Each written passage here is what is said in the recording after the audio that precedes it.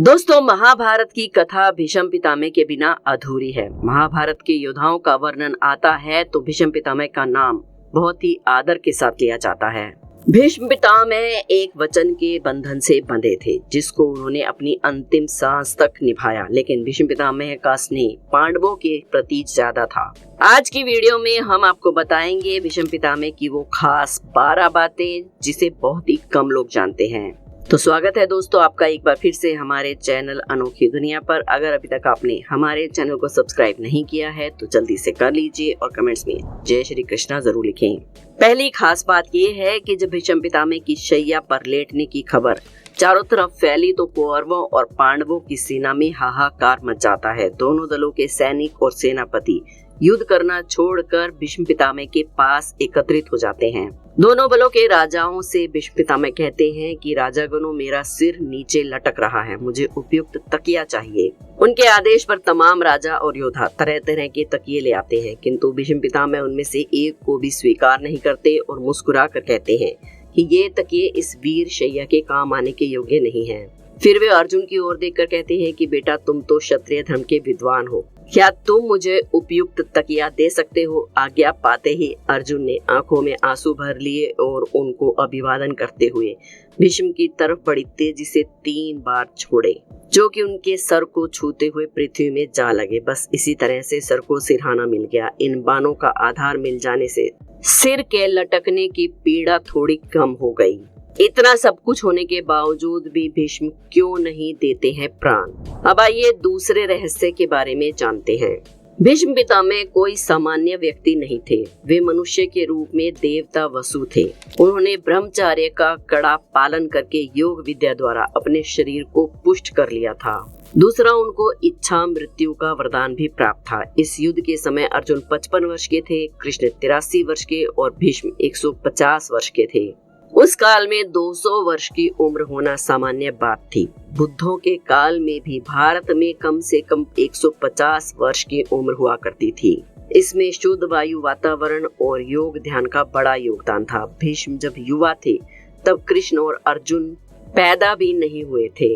माना जाता है कि भीष्म ही युद्ध में सबसे अधिक उम्र के थे, जिन्हें राजनीति का ज्यादा अनुभव होने के कारण वेद व्यास ने संपूर्ण महाभारत में भीष्म को राजनीति का केंद्र बनाकर राजनीति के बारे में उन्होंने जो कुछ भी कहा उसका प्राथमिकता से उल्लेख किया। जानते हैं तीसरे रहस्य के बारे में। भीष्म को ठीक करने के लिए शल्य चिकित्सक लाए जाते थे, लेकिन वो उनको लौटा देते थे और कहते थे कि अब तो मेरा अंतिम समय आ गया है, ये सब व्यर्थ है, अब ये शैया ही मेरी चिता है, मैं तो बस सूर्य के उत्तरायण होने का इंतजार कर रहा हूँ। पितामह की ये बातें सुनकर राजागण और उनके सभी बंधु बांधव उनको प्रणाम करके अपनी अपनी छावनियों में लौट जाया करते थे। अगले दिन सुबह होने पर फिर से वे सभी भीष्म पितामह के पास लौटते हैं। सभी कन्याएं, स्त्रियां और उनके कुल के योद्धा पितामह के पास चुपचाप खड़े हो जाते हैं। पितामह ने पीने के लिए राजाओं से ठंडा पानी मांगा। सभी उनके लिए पानी ले आए, लेकिन उन्होंने अर्जुन की ओर देखा।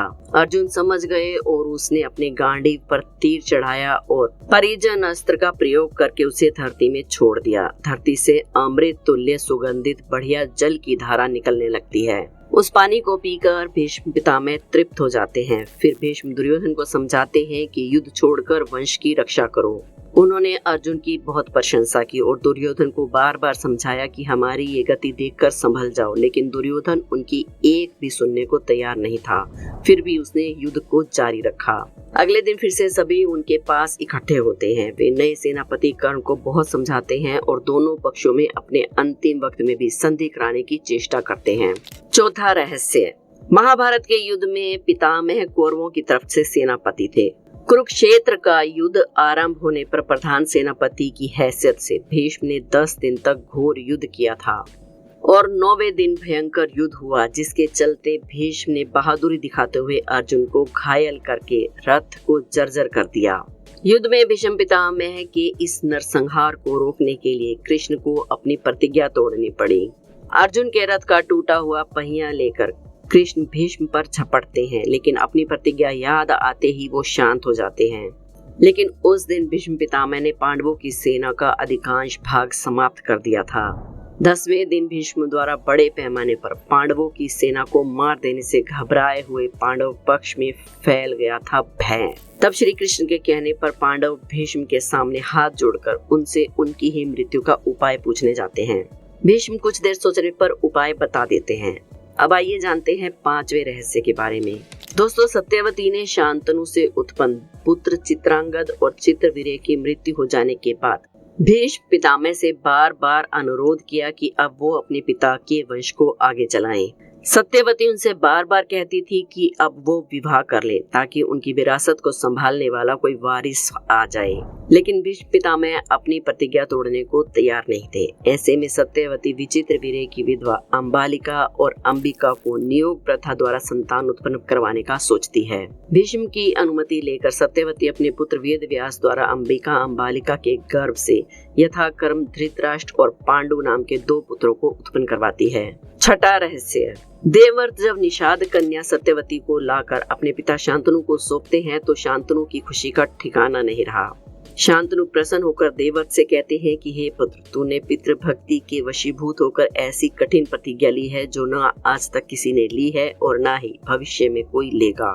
तेरी इस पितृभक्ति से प्रसन्न होकर मैं तुझे वरदान देता हूँ कि तेरी मृत्यु तेरी इच्छा से ही होगी। तेरी इस प्रकार की प्रतिज्ञा करने के कारण तू भीष्म कहलाएगा और मेरी प्रतिज्ञा भीष्म प्रतिज्ञा के नाम से सदैव प्रख्यात रहेगी। 7वां रहस्य। दोस्तों, विचित्रवीर्य के युवा होने पर उसके विवाह के लिए भीष्म ने काशी राज की 3 कन्याओं का बलपूर्वक हरण किया था, जिनमें से एक कन्या जिसका नाम अंबा था शाल्वराज से प्रेम करती थी। जब ये बात भीष्म पितामह को पता चली तो उन्होंने उसे शाल्वराज के पास भेज दिया, लेकिन शाल्वराज ने उसे स्वीकार करने से इनकार कर दिया। तब अंबा अपनी दुर्दशा का कारण भीष्म को समझकर उनकी शिकायत परशुराम जी से करने गई। परशुराम जी ने अन्याय के खिलाफ लड़ने की ठानी। परशुराम जी ने भीष्म से कहा कि तुमने अंबा का बलपूर्वक हरण किया है तो इसलिए तुम्हें उससे विवाह करना होगा, अन्यथा मुझसे युद्ध करने के लिए तैयार हो जाओ। भीष्म और परशुराम जी का युद्ध 21 दिन तक चलता रहा। जब युद्ध ने बहुत ही भयानक रूप ले लिया तो सभी ऋषि मुनियों ने परशुराम जी को सारी कथा सुनाई और भीष्म पितामह की स्थिति से अवगत कराया और उन्हें क्षमा करने के लिए प्रार्थना की। तब कहीं परशुराम जी ने इस युद्ध को विराम किया। इस तरह भीष्म द्वारा लिए गए ब्रह्मचर्य के पर्ण पर वे अटल रहे। अब बात करते हैं 8वें रहस्य की। एक दिन देवव्रत के पिता शांतनु यमुना के तट पर घूम रहे थे कि उन्हें नदी में नाव चलाते हुए एक सुंदर कन्या नजर आई। शांतनु उस कन्या पर मुग्ध हो गए। महाराज ने उसके पास जाकर उससे पूछा कि हे देवी, तुम कौन हो? उसने कहा, महाराज, मेरा नाम सत्यवती है और मैं निषाद कन्या हूँ। महाराज उसके रूप यौवन पर रीझ गए, उसके पिता के पास पहुँचे और सत्यवती के साथ अपने विवाह का प्रस्ताव रखा। इस पर निषाद राज ने कहा कि हे राजन, मुझे अपनी कन्या का विवाह तुम्हारे साथ करने में कोई आपत्ति नहीं है, किंतु मैं चाहता हूँ कि मेरी कन्या के गर्भ से उत्पन्न पुत्र को ही आप अपने राज्य का उत्तराधिकारी बनाएं, तो ही मेरी कन्या का विवाह आपसे संभव होगा। निषाद के इन वचनों को सुनकर महाराज शांतनु चुपचाप हस्तिनापुर लौट आए और मन ही मन दुखी होकर घुटने लगे। सत्यवती के वियोग में महाराज व्याकुल रहने लगे और उनका शरीर भी दुर्बल होने लगा। महाराज की इस दशा को देखकर देवव्रत को चिंता हुई। जब उन्होंने मंत्रियों से पूछा तो उन्हें इस दशा का कारण पता चला। वे निषाद के घर पहुंचे और उन्होंने निषाद से कहा कि हे निषाद राज, आप सहर्ष अपनी पुत्री का विवाह मेरे पिता शांतनु के साथ कर दें। मैं आपको वचन देता हूं कि आपकी पुत्री के गर्भ से जो बालक जन्म लेगा वही राज्य का उत्तराधिकारी होगा। कालांतर में मेरी कोई संतान आपकी पुत्री के संतान का अधिकार न छीन पाए, इस कारण मैं ये प्रतिज्ञा करता हूँ कि मैं अजन्म अविवाहित रहूंगा। उनकी इस प्रतिज्ञा को सुनकर निषाद ने हाथ जोड़कर कहा कि हे देवव्रत, आपकी ये प्रतिज्ञा अभूतपूर्व है। इतना कहकर निषाद ने तत्काल अपनी पुत्री सत्यवती को देवव्रत तथा उसके मंत्रियों के साथ हस्तिनापुर भेज दिया। अब बारी है नंबर 9 की। सत्यवती के गर्भ से महाराज शांतनु को चित्रांगद और विचित्रवीर्य नाम के 2 पुत्र हुए। शांतनु की मृत्यु के बाद चित्रांगद राजा बन गए, किंतु गंधर्वों के साथ युद्ध में उनकी मृत्यु हो गई। जब विचित्रवीर्य बालक ही थे, फिर भी भीष्म विचित्रवीर्य को सिंहासन पर बिठाकर खुद राज कार्य देखने लगे। विचित्रवीर्य के युवा होने पर भीष्म ने बलपूर्वक काशी राज की 3 पुत्रियों का हरण कर लिया और वे उनका विवाह विचित्र वीर्य से करवाना चाहते थे, लेकिन भीष्म चाहते थे कि किसी तरह अपने पिता शांतनु का कुल बढ़े। लेकिन बाद में बड़ी राजकुमारी अंबा को छोड़ दिया गया क्योंकि वो शाल्वराज को चाहती थी। अन्य दोनों अंबालिका और अंबिका का विवाह विचित्र वीर्य के साथ कर दिया गया, लेकिन विचित्र वीर्य को दोनों से कोई संतानें नहीं हुई और वो भी चल बसा और एक बार फिर से राजगद्दी खाली हो गई। 10वां रहस्य। दोस्तों, ये वो काल था जब देवी और देवता धरती पर विचरण किया करते थे। किसी खास मंत्र द्वारा उनका आह्वान करके वो प्रकट हो जाया करते थे। इन्हीं देवताओं के कुल में से माँ गंगा भी थी। अब आइए जानते हैं कि माँ गंगा ने क्यों किया शांतनु से विवाह। पुत्र की कामना से शांतनु के पिता महाराज प्रदीप गंगा के किनारे तपस्या कर रहे थे। उनके तप और रूप सौंदर्य से मोहित होकर गंगा उनकी दाहिनी जंघा पर आकर बैठ गई और कहने लगी, राजन, मैं आपसे विवाह करना चाहती हूँ। मैं जाहनु ऋषि की पुत्री गंगा हूँ। इस पर राजा प्रतीक ने कहा कि हे गंगे, तुम मेरी दाहिनी जगह पर बैठी हो, जबकि पत्नी का स्थान तो वाहिनी जगह पर होता है। दाहिनी जगह तो पुत्र का प्रतीक है, अतः मैं तुम्हें अपने पुत्र वधू के रूप में स्वीकार करता हूँ। ये सुनकर गंगा वहाँ से चली गई। जब महाराज प्रतीक को पुत्र की प्राप्ति हुई तो उन्होंने उसका नाम शांतनु रखा और इसी शांतनु से विवाह किया गंगा ने शांतनु से विवाह से पहले वचन लिया कि मैं जो भी कुछ करूं आप मुझे रोकेंगे नहीं। ऐसा वचन लेकर उसने शांतनु से विवाह किया और फिर गंगा को 8 पुत्र पैदा हुए, जिसमें से 7 को तो उसने नदी में बहा दिया, लेकिन 8वें पुत्र को पाला पोसा। उसके 8वें पुत्र का नाम देवव्रत था। अब यही देवव्रत आगे चलकर भीष्म कहलाए। 11वां रहस्य। एक बार द्यू नामक वसु ने विशिष्ट ऋषि की कामधेनु गाय का हरण कर लिया, जिससे विशिष्ट ऋषि ने दयु से कहा कि ऐसा काम तो मनुष्य करते हैं, इसलिए तुम 8 वसु मनुष्य बन जाओगे। ये सुनकर वसु ने घबराकर विशिष्ट जी से प्रार्थना की तो उन्होंने कहा कि अन्य सभी वसु तो पृथ्वी पर मनुष्य जन्म लेकर मेरे श्राप से छुटकारा पा जाएंगे, लेकिन इस दयु को अपनी करने का फल भोगने के लिए एक जन्म तक मनुष्य बनकर पीड़ा भोगनी पड़ेगी, क्योंकि ये तुम सबसे बड़ा भाई है और बड़े भाई का कर्तव्य है बाकी सभी को अच्छी शिक्षा देना, लेकिन इसने तुम्हें चोरी करना सिखाया।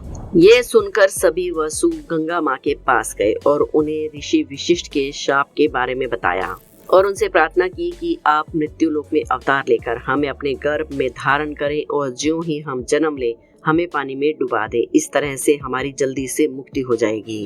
गंगा माता ने स्वीकार कर लिया और वो युक्ति पूर्वक शांतनु राजा की पत्नी बन गई और शांतनु से वचन भी ले लिया। शांतनु से गंगा के गर्भ में पहले जो 7 पुत्र हुए उन्हें उत्पन्न होते ही गंगा जी ने पानी में डुबो दिया, जिससे 7 वसु तो मुक्त हो गए, लेकिन 8वें पुत्र को शांतनु ने गंगा को पानी में बहाने से रोक दिया। गंगा जी ने राजा की बात मानकर वसुओं को विशिष्ट के श्राप का सब हाल कह सुनाया। राजा ने उस 8वें पुत्र को डूबने नहीं दिया और इस वचनबद्धता के कारण गंगा 8वें पुत्र को सौंपकर अंतर्ध्यान हो गई। यही बालक दयु नामक वसु था जो भीष्म पितामह बना। आइए अब बात करते हैं 12वें और आखिरी रहस्य की। दोस्तों, भीष्म पितामह शरशैया पर पड़े हुए थे, फिर भी उन्होंने श्री कृष्ण के कहने से युद्ध के बाद युधिष्ठिर का शोक दूर करने के लिए धर्मराज, मोक्ष, धर्म और आपात धर्म आदि का मूल्यवान उपदेश बड़े विस्तार के साथ दिया। उस उपदेश को सुनने से युधिष्ठिर के मन से गिलानी और पश्चाताप दूर हो जाता है। बाद में सूर्य के उत्तरायण होने पर युधिष्ठिर अपने सगे संबंधी, पुरोहित और अन्य लोग सभी भीष्म के पास पहुंचते हैं। उन सब से भीष्म पितामह ने कहा कि शरशैया पर मुझे 58 दिन हो गए हैं। मेरे भाग्य से माघ महीने का शुक्ल पक्ष आ गया। अब मैं शरीर त्यागना चाहता हूँ। इसके पश्चात उन्होंने सब लोगों से प्रेम पूर्वक विदा मांगकर शरीर त्याग दिया। युधिष्ठिर और पांडवों ने पितामह के शव को चंदन की चिता पर रखा और दाह संस्कार किया। दोस्तों, उम्मीद करते हैं आज की वीडियो पसंद आई होगी। पसंद आई हो तो एक लाइक जरूर करें। हमारे चैनल अनोखी दुनिया को सब्सक्राइब करके बेल आइकन को प्रेस करना बिल्कुल ना भूलें और कमेंट्स में जय श्री कृष्णा जरूर लिखें।